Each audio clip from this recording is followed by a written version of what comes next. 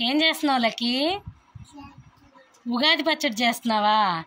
సరే, ఫస్ట్ చింతపండు రసం అంతా అందులో పోసే. చిన్న దాంట్లో కాదు, చిన్నదే పెద్ద దాంట్లో పోయి మొత్తం పోసేసావా? నెక్స్ట్ మామిడికాయ ముక్కలేసి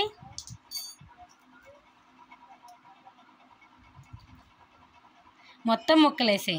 నెక్స్ట్ ఆ బెల్లం వేయలకి, బెల్లం మొత్తం బెల్లం వేసి, తర్వాత వేపపూత మొత్తం వేసి ఆ ప్లేట్లో ఉన్నదల్లా వేసావా? కలుపు.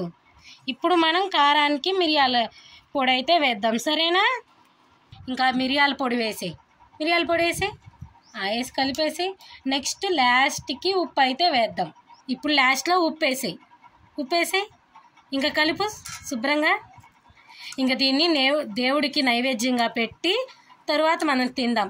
బాయ్ చెప్పు లక్కీ. బాయ్. లక్కీ పచ్చడి రెడీ.